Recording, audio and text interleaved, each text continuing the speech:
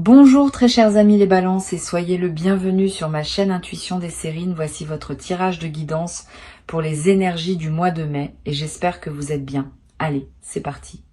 Pose-toi une question, pas la question habituelle qu'on se pose à propos de l'argent. Une autre question. Si une somme d'argent inattendue arrivait dans ta vie cette semaine, est-ce que tu saurais ce que tu en ferais? Pas la réponse rapide qui te vient en surface. La vraie réponse. Celle qui dirait quelque chose de vrai sur qui tu es maintenant, sur ce qui te tient vraiment à cœur, sur ce que tu placerais en priorité si la contrainte financière s'allégeait soudainement. Cette question est plus importante qu'on ne le pense, parce que la qualité de ta réponse à cette question détermine en partie la qualité de ce qui s'apprête à arriver dans ta vie. L'argent qui s'approche de toi est réel, il vient. Il a une trajectoire qui converge vers ta réalité concrète et cette trajectoire arrive bientôt à son terme.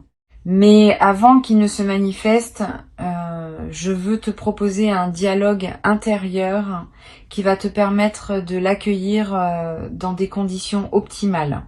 Parce que recevoir une somme d'argent sans s'être préparé intérieurement est une situation à laquelle beaucoup de personnes ne savent pas répondre adéquatement. Et le résultat, c'est qu'elles laissent filer ce qui leur a été donné sans en tirer le bénéfice durable que la situation aurait permis. Toi, tu vas faire différemment. Tu vas te préparer dès maintenant, par ce dialogue intérieur, pour que la réception soit à la hauteur de ce qui te sera offert. La première chose que je veux te demander de regarder en toi, c'est ta relation actuelle aux questions financières. Quand tu penses à l'argent, qu'est-ce que tu ressens dans ton corps? Y a-t-il une crispation dans le ventre, une tension dans la mâchoire, une légère anxiété qui s'installe, ou au contraire une certaine neutralité tranquille? Cette observation honnête de ce qui se passe en toi quand le sujet de l'argent émerge te donne une indication précise de ton état actuel. Si tu remarques une crispation, ce n'est pas grave, mais c'est une information utile. Cela signifie qu'une partie de toi traite encore l'argent comme une source de tension. Et cette partie va devoir être apaisée pour que la somme qui arrive puisse vraiment s'installer dans ton existence sans réactiver d'anciennes anxiétés. L'apaisement de cette zone tendue ne demande pas une thérapie longue. Il demande une simple reconnaissance, suivie d'une intention claire. Tu peux te dire intérieurement, je remarque que je porte de la tension autour de l'argent et j'invite cette tension à se relâcher progressivement. Cette reconnaissance bienveillante, sans drame, suffit souvent à enclencher un processus de détente qui se déploie sur plusieurs jours. Tu n'as pas besoin de faire plus que cela pour le moment. La somme qui arrive va ensuite faire son travail elle-même, en t'offrant l'expérience concrète d'une réception sereine qui désinstalle les vieux automatismes de tension. Ici, sur Intuition des Sirènes, je voudrais que tu réfléchisses maintenant à une seconde question. Si tu n'avais pas à justifier ton choix devant qui que ce soit, à quoi te ferait vraiment plaisir consacrer une partie de cette somme inattendue? Pas le choix raisonnable que tu indiquerais à quelqu'un qui te le demanderait, le choix vrai, celui qui te ferait sourire intérieurement quand tu y penses. Cette question est précieuse parce qu'elle révèle ce qui te nourrit vraiment, indépendamment des injonctions extérieures. Beaucoup de personnes vivent toute leur vie sans répondre honnêtement à cette question. Elles les pensent par devoir, par habitude, par convenance, mais rarement par alignement profond avec ce qui les fait vibrer. Tu vas avoir, avec cette somme qui arrive, l'occasion de faire au moins en partie un choix aligné. Réfléchis à ce que ce choix pourrait être. Ne te censure pas. Si ce qui te ferait vraiment plaisir te paraît trop frivole, trop coûteux, trop inhabituel, regarde quand même cette envie en face. Tu n'es pas obligé de la suivre intégralement, mais tu mérites au moins de la connaître. Beaucoup de personnes étouffent leur vrai désir si vite qu'elles finissent par ne plus savoir ce qu'elles désirent vraiment. Tu peux faire autrement. Tu peux laisser monter à la surface ce que ton cœur veut vraiment, l'examiner avec respect et puis décider ensuite, en pleine conscience, ce que tu en fais. Ce processus de respect du désir authentique est l'un des plus libérateurs qui soit, et la somme qui arrive est une excellente occasion de le pratiquer. L'attention qui figure dans le titre, je veux maintenant te dire ce qu'elle signifie vraiment. Elle ne te demande pas d'être méfiant de la somme qui arrive. Elle te demande d'être attentif à toi-même au moment de la recevoir. Attentif à tes réflexes anciens qui pourraient surgir. Attentif aux automatismes qui voudraient diriger l'utilisation à ta place. Attentif aux pressions extérieures qui pourraient te détourner de ce qui te ressemble vraiment. Cette attention à soi-même est ce qui transforme une somme d'argent ordinaire en levier de transformation personnelle. Sans cette attention, la somme passe et ne laisse pas de traces durables. Avec cette attention, elle devient un point de bascule. Je veux te poser maintenant une troisième question. Quels sont les rêves que tu portais et que tu as mis de côté à cause de contraintes financières? Pas les grands rêves dramatiques. Les petits rêves discrets que tu as renoncé à formuler à voix haute parce qu'ils te paraissaient trop coûteux, une formation que tu voulais suivre, un voyage que tu voulais faire, un objet qui te tient à cœur, une activité que tu voulais essayer, un don que tu voulais faire à quelqu'un. Tous ces petits rêves discrets méritent d'être ressortis du tiroir intérieur où tu les avais rangés. Pas pour culpabiliser de les avoir reportés, pour les revoir avec un œil neuf dans le contexte de la possibilité qui s'ouvre maintenant. Tu vas peu être réalisé en faisant ce travail que certains de ces rêves discrets n'étaient pas si coûteux que tu le pensais. Que d'autres pourraient être réalisés au moins partiellement avec la somme qui arrive, que d'autres encore demanderaient encore un peu de patience mais sont désormais plus accessibles qu'avant. Cette redécouverte de tes propres rêves discrets est l'un des cadeaux indirects de la situation qui s'ouvre. Tu vas peu être trouvé dans cette liste une ou deux choses que tu peux désormais te permettre et qui vont enrichir ta vie d'une manière que tu n'avais plus espéré depuis longtemps. Sur Intuition des sirènes, je tiens à préciser une chose qui peut éviter une erreur commune. Quand une somme d'argent arrive, beaucoup de personnes se précipitent pour réaliser plusieurs rêves en même temps, parce qu'elles ont peur que la somme se dissipe avant d'avoir tout couvert. Cette précipitation produit souvent une dispersion qui dilue le plaisir de chaque rêve réalisé. Mieux vaut choisir un ou deux rêves à honorer pleinement et garder le reste pour plus tard, quand d'autres opportunités se présenteront. La concentration est l'ami de la qualité. La dispersion est l'ennemi de la satisfaction. Cette compréhension simple peut transformer la manière dont tu utiliseras ce qui te sera donné. Tu vas peu être te demander, quand la somme arrivera, s'il faut en parler à quelqu'un de ton entourage. Cette question est importante, et la réponse n'est pas universelle. Elle dépend des personnes spécifiques qui composent ton entourage. Certaines vont se réjouir avec toi sans réserve. D'autres vont projeter leur propre frustration financière et risquer de gâcher subtilement ton plaisir. D'autres encore vont commencer à formuler des demandes qui te mettront mal à l'aise. Choisis donc avec soin à qui tu confies cette information. Tu n'as aucune obligation de transparence totale. Tu peux garder une partie de ce qui te concerne pour toi, surtout dans les premiers temps où tu intègres la nouveauté. Je voudrais te poser une quatrième question. Quelle partie de cette somme te ferait du bien à long terme plutôt qu'à court terme? Pas par devoir d'épargner. Par souci de prolonger l'effet bénéfique de ce qui t'est donné. Une partie qui pourrait être investie dans quelque chose qui produira encore des effets dans plusieurs années. Une partie qui pourrait servir à payer une dette qui pesait sur toi. Une partie qui pourrait être mise de côté pour un projet futur que tu sens venir, mais qui n'est pas encore assez clair pour être réalisé immédiatement. Cette part orientée vers le long terme est précieuse. Elle prolonge l'effet de la somme bien au-delà du plaisir immédiat. Et elle te connecte à une vision plus mature de ta propre vie financière. L'équilibre idéal, à mon sens, entre plaisir immédiat et investissement long terme n'est pas universel. Il dépend de ta situation et de tes priorités. Mais une bonne règle générale consiste à ne pas laisser une somme inattendue se dissoudre intégralement dans des dépenses qui ne laissent pas de traces. Garde au moins une part pour quelque chose de durable. Cela peut être de l'épargne pure. Cela peut être un investissement modeste dans un projet. Cela peut être quelque chose que tu garderas et qui te servira pendant des années. Cette partie durable transforme l'événement financier ponctuel en construction qui s'inscrit dans le temps. Une cinquième question que je veux te poser concerne les personnes que tu pourrais avoir envie d'aider avec cette somme. Y en a-t-il dans ton entourage?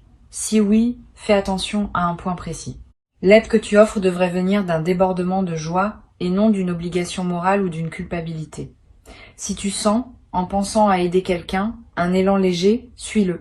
Si tu sens, à la place, un poids, une obligation, une crainte, de paraître égoïste, si tu n'aides pas, sois prudent. Aider depuis une obligation forcée transforme le don en fardeau, à la fois pour toi et pour la personne qui reçoit. Aider depuis le débordement transforme le don en cadeau réciproque qui réjouit les deux parties. Tu n'es pas obligé d'aider tout le monde dès qu'une somme te tombe entre les mains.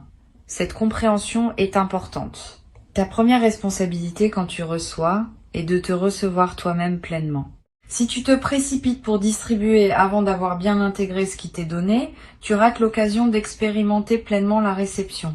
Et cette expérience pleine de la réception est précisément ce qui ouvre la porte à de futures réceptions. Permets-toi donc de garder, au moins dans un premier temps, l'essentiel pour toi. Tu pourras toujours redistribuer plus tard depuis un état d'abondance véritable, plutôt que depuis l'urgence ou la culpabilité. Je voudrais maintenant te demander d'examiner une dernière question, peut être la plus importante. Si cette somme inattendue était la première d'une série de manifestations financières favorables, quelle posture intérieure veux-tu cultiver pour rester aligné dans la durée? Parce que oui, ce qui s'apprête à arriver pourrait bien n'être que le premier signal d'un changement plus large dans ta relation à l'abondance. Et dans ce cas, la manière dont tu accueilles cette première manifestation va calibrer ton système intérieur pour ce qui suit. Si tu accueilles avec sérénité et discernement, tu prépares la suite à arriver dans les mêmes conditions. Si tu accueilles dans la précipitation ou la peur, tu risques de fermer le canal qui voulait s'ouvrir plus largement. La posture juste pour accueillir ce qui arrive et préparer la suite consiste en quelques éléments simples. La gratitude sincère, sans en faire trop. Le discernement dans l'utilisation, en honorant à la fois le plaisir et la durée. La discrétion choisie, pour protéger la qualité de ce que tu vis. La présence à toi-même, pour que les choix faits soient vraiment les tiens. Cette posture peut sembler évidente quand on l'énonce, mais elle est rare quand vient le moment de la pratiquer. Beaucoup de personnes la perdent dans l'effervescence de la nouveauté.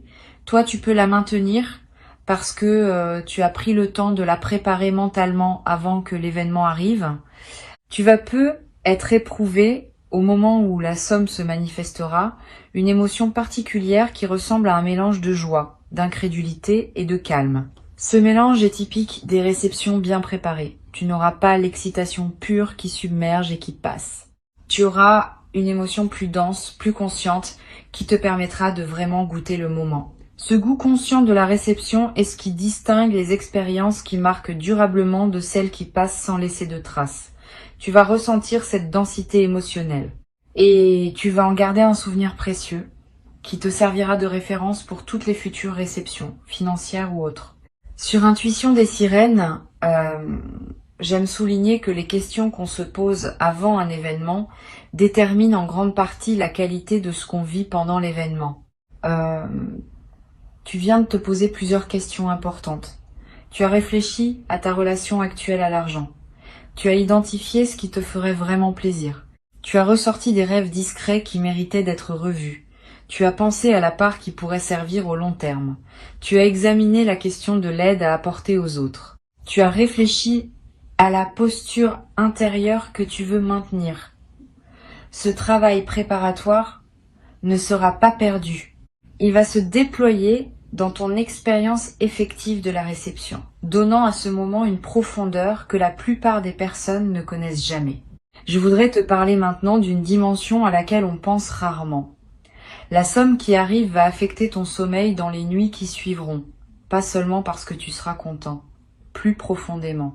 Quand un soulagement financier réel se produit, le système nerveux qui portait peut être une vigilance chronique liée aux questions matérielles, peut enfin se relâcher. Tu vas peut-être dormir d'un sommeil plus profond que d'habitude.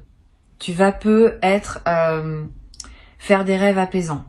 Tu vas peut-être te réveiller plus reposé sans pouvoir précisément l'expliquer. Cette amélioration corporelle est l'un des effets indirects mais réels de la réception. Elle confirme à ton corps que tu peux baisser une garde que tu portais depuis longtemps. Cette baisse de garde corporelle peut se prolonger. Tu vas être remarqué dans les semaines qui suivent que ta fatigue chronique diminue, que ton appétit se régule différemment, que des tensions habituelles se relâchent. Ces transformations physiques sont l'expression du fait que ton corps répond positivement aux changements de fréquence intérieure que la réception aura déclenchés. Profite de ces transformations. Ne te précipite pas pour reprendre des rythmes intenses qui réinstalleraient la tension ancienne. Donne-toi le droit de fonctionner à un nouveau régime, plus posé, plus habité. Cette nouvelle qualité de présence à toi-même est l'un des cadeaux durables qui dépasse largement le simple aspect financier de ce qui arrive. Je veux ajouter quelque chose qui peut-être te servir. La somme qui arrive a une histoire avant d'arriver chez toi. Elle a circulé, elle a transité, elle est passée par d'autres mains. Et au moment où elle arrive entre les tiennes, elle apporte avec elle une certaine énergie qui dépend de son trajet. La meilleure manière d'accueillir cette énergie est de mettre ton intention propre dans la somme, dès qu'elle arrive. Tu peux, par un simple geste mental, te dire que cet argent est désormais aligné avec qui tu es maintenant, qu'il sert tes priorités véritables, qu'il s'inscrit dans la trajectoire que tu choisis pour ta vie.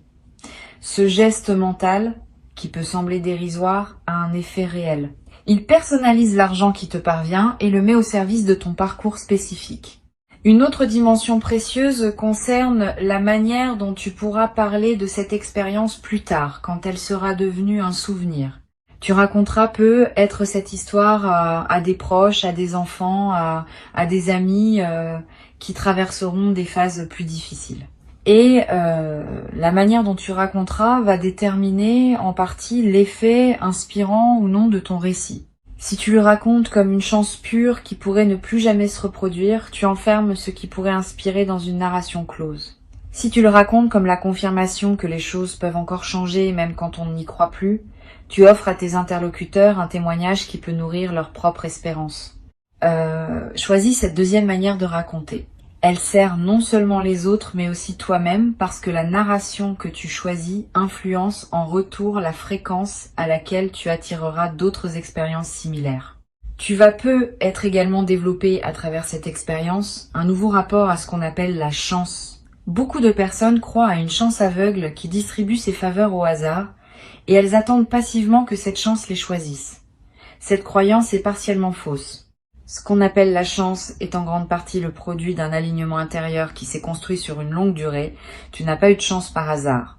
Tu as cultivé les conditions qui rendent possible la manifestation de ce qui arrive maintenant. Cette compréhension change ta posture pour la suite. Tu cesses d'attendre passivement la chance. Tu commences à cultiver consciemment les conditions qui rendent les bonnes choses plus probables. Et cette cultivation active va produire ses fruits encore longtemps après l'événement initial. Je voudrais te transmettre une dernière chose avant de te laisser. La somme inattendue qui arrive est le messager d'un message plus large. Le message dit que tu es entré dans une nouvelle phase de ton rapport à l'abondance. Une phase où ce que tu portes intérieurement commence à se traduire en ressources extérieures. Cette traduction n'est pas magique. Elle suit des lois subtiles qui régissent la circulation de l'énergie entre l'intérieur et l'extérieur. Tu as nourri ton intérieur. Tu as travaillé ce que tu portais. Tu as développé une qualité de présence qui correspond désormais à un certain niveau de réception extérieure. La somme qui arrive est l'une des premières confirmations de ce nouvel équilibre. D'autres confirmations suivront, sous des formes diverses, financières et non financières. Reste donc ouvert à la suite. Ne t'attache pas à ce que la prochaine confirmation prenne exactement la même forme que celle qui arrive maintenant. Elle pourrait prendre la forme d'une opportunité professionnelle, d'une rencontre fructueuse, d'une idée qui se concrétise, d'une porte qui s'ouvre dans un domaine que tu n'avais pas anticipé. Tout cela appartient à la même séquence d'ouverture qui a commencé en toi et qui se déploie maintenant dans le monde extérieur. Ta tâche, c'est de rester aligné avec ce qui se passe. De ne pas saboter par anxiété ce qui veut s'installer durablement. De ne pas non plus te reposer sur ce qui se manifeste comme s'il n'y avait plus rien à faire. La cultivation continue de l'alignement intérieur reste essentielle. Sans elle, le canal se referme. Avec elle, le canal s'élargit progressivement. Reçois donc ce qui arrive avec la qualité de présence que tu as construite à travers les questions que tu viens de te poser. Tu es préparé. Avant de te quitter pleinement, je veux te transmettre encore plusieurs perspectives qui vont enrichir ta préparation à ce moment de réception. La première concerne la qualité du premier moment où tu prendras conscience que la somme est effectivement là, dans ta réalité. Ce premier moment est précieux, il ne se reproduit pas. Tu peux choisir de le traverser dans la précipitation ou de le ralentir pour vraiment le savourer. Je te recommande la deuxième option. Quand tu auras la confirmation que la somme est là, prends quelques minutes simplement pour respirer avec cette information. Ne fais rien tout de suite. Pas de calcul, pas de plan. Juste une présence à ce qui vient de se produire. Ce simple ralentissement transforme un événement en expérience consciente et il imprime dans ta mémoire un souvenir qui te servira longtemps. Une deuxième perspective importante, tu vas peut-être avoir dans les jours qui précèdent la manifestation des intuitions qui te traversent sans que tu puisses les justifier rationnellement. Tu vas peut-être sentir que quelque chose se prépare. Tu vas être à voir des rêves qui contiennent des images d'eau, de pluie, de fleuves, qui dans le langage symbolique évoquent souvent l'arrivée de ressources. Tu vas être remarqué des chiffres qui reviennent dans ton environnement. Ne disqualifie pas ces signes, ils ne sont pas des hasards. Ils sont la manière dont ton intuition capte l'approche de la manifestation et te le signale par les canaux qui lui sont disponibles. Note ces signes si tu en remarques. Ils confirmeront, après coup, que ton système intuitif fonctionne bien. Tu vas peut-être également ressentir, à un moment précédant la manifestation, une sensation de calme inhabituelle. Comme si une tension chronique que tu portais depuis longtemps autour des questions financières s'était relâchée sans cause apparente. Cette détente préalable est un signal très fiable de l'approche de la manifestation. Ton système intérieur sait avant ton mental conscient que quelque chose va se débloquer et il commence à se détendre par anticipation. Quand tu remarques cette détente, ne la disperse pas dans des activités intenses. Reste avec elle, habite-la. Cette qualité d'attente détendue est précisément ce qui prépare la réception de qualité. Je voudrais te parler de la qualité de la lumière qui semble changer parfois dans les moments importants de notre vie. Tu vas être remarqué le jour où la somme arrivera ou dans les jours qui suivent que la lumière du soleil te paraît avoir une qualité particulière, plus dorée, plus présente, plus chargée d'une signification que tu pressens sans pouvoir l'expliquer. Cette modification subjective de la lumière est l'une des manifestations les plus subtiles des phases où la grâce se déploie dans une vie. Elle reflète le fait que ta perception elle-même est en train de s'élargir. Et cette perception élargie te permet de capter dans le réel des dimensions qui te restaient inaccessibles auparavant. Profite de ce changement de lumière intérieure. Il accompagne ce que tu vis et lui donne une saveur particulière. Une troisième perspective concerne la manière dont la somme va modifier subtilement ton rapport à ton emploi du temps. Avant la manifestation, peut être que tu courais après le temps. Tu calculais, tu optimisais, tu remplissais chaque créneau. Après la manifestation, tu vas peut-être commencer à respirer différemment dans tes journées. Pas parce que tu auras moins à faire, mais parce que la pression de fond va diminuer. Tu vas pouvoir t'autoriser des pauses, des lenteurs, des moments où tu ne fais rien et où tu te permets de ne rien faire. Cette dilatation du temps personnel est l'un des effets les plus précieux d'un soulagement financier. Elle te donne accès à une dimension de la vie que la pression chronique te cachait. Tu vas être également constaté que tes priorités se réorganisent légèrement. Des activités qui te paraissaient importantes vont sembler moins essentielles. D'autres que tu négligeais vont prendre une nouvelle place. Cette réorganisation des priorités n'est pas une erreur. C'est l'expression d'une lucidité qui se manifeste plus librement quand la pression diminue. Permets cette réorganisation. Suis-la. Elle te conduit vers une vie plus alignée avec ce qui te tient vraiment à cœur. Ne la combats pas en pensant que tu dois maintenir tes anciennes priorités par souci de cohérence. La vraie cohérence, c'est celle qui se met à jour au fur et à mesure que tu deviens plus toi-même. Sur cette chaîne, j'aime souligner que les sommes inattendues ont parfois un effet de catalyseur dans la vie de ceux qui les reçoivent. Elles ne sont pas seulement de l'argent. Elles sont l'occasion de revisiter sa vie, de poser des choix qu'on remettait à plus tard, de prendre des décisions qui demandaient un certain coussin financier pour pouvoir être prises sereinement. Tu vas peut-être prendre, dans les semaines qui suivent la manifestation, une décision importante que tu reportais, une décision concernant ton lieu de vie, une décision concernant ton activité professionnelle, une décision concernant une relation qui demandait à évoluer. Cette décision n'aura pas été directement causée par la somme, mais la somme aura été le catalyseur qui rendait possible la prise de la décision. Cet effet catalyseur est l'un des aspects les plus précieux des manifestations financières inattendues. Tu vas peut-être avoir l'envie à un moment de marquer symboliquement la réception de cette somme par un geste rituel, un objet acheté qui te rappellera ce moment, un repas particulier partagé avec une personne chère, une journée entière consacrée à une activité qui te fait du bien. Ces gestes symboliques ne sont pas dérisoires. Ils inscrivent l'événement dans le tissu de ta mémoire vivante et ils créent un point de référence auquel tu pourras revenir mentalement plus tard. Quand tu auras besoin dans des moments futurs de te rappeler que les bonnes choses peuvent arriver, tu pourras revenir à ce moment marqué symboliquement. Cette pratique de marquer les moments importants par des rituels personnels est l'une des manières les plus simples de cultiver une mémoire émotionnelle riche. Tu vas également commencer à voir l'argent autrement, plus largement, pas seulement comme une ressource pour acheter des choses, comme une énergie qui circule à travers toi, qui te traverse, qui peut être orientée vers ce qui te ressemble. Cette nouvelle vision de l'argent n'est pas philosophique abstraite, elle a des effets pratiques.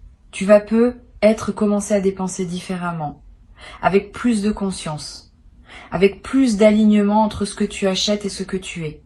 Tu vas peut-être te rendre compte que beaucoup de tes anciennes dépenses étaient automatiques, sans réelle satisfaction. Cette prise de conscience peut t'amener à simplifier certains aspects de ta consommation, à concentrer tes ressources sur ce qui te nourrit vraiment.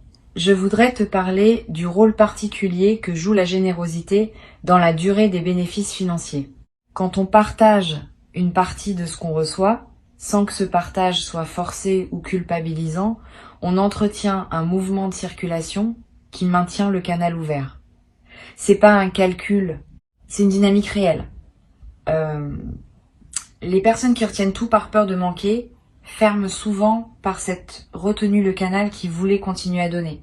Les personnes qui partagent un peu, depuis l'abondance et non depuis la culpabilité, gardent le canal ouvert. Cette différence subtile a des effets sur le long terme.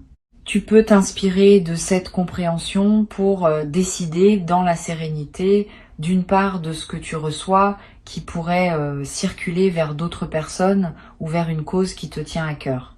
Pas par devoir, par alignement avec ta nature généreuse. Tu vas être traversé à un moment dans les semaines qui suivent une phase de léger doute. Tu vas te demander si tu as bien utilisé la somme, si tu n'aurais pas dû faire des choix différents, si tu n'as pas raté une meilleure option. Ces doutes sont normaux.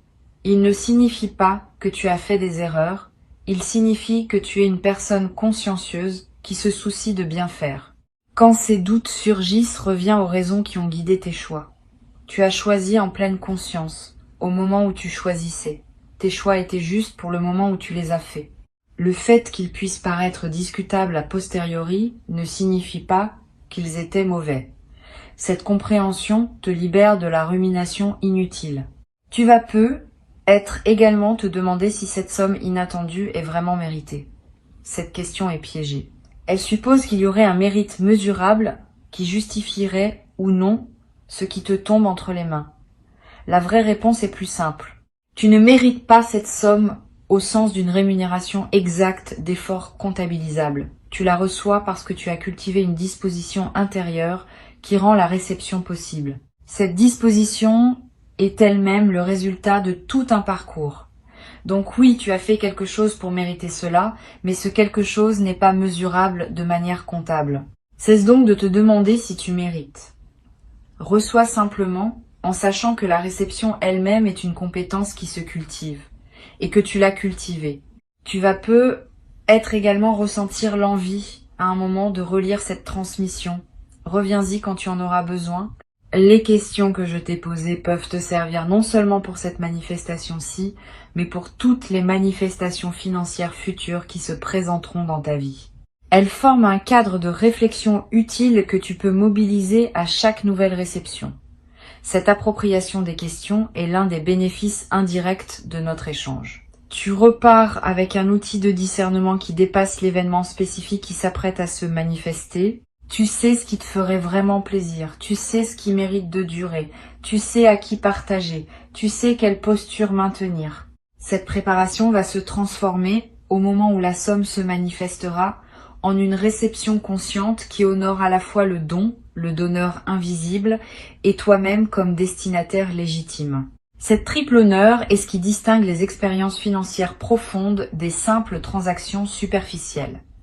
Tu vas vivre une expérience profonde, et tu vas en garder, longtemps après que l'argent lui-même aura été dépensé ou investi, un souvenir qui te nourrira chaque fois que tu en auras besoin pour te rappeler que les bonnes choses peuvent encore arriver dans ta vie à tout moment, dès que tu es prêt à les recevoir véritablement.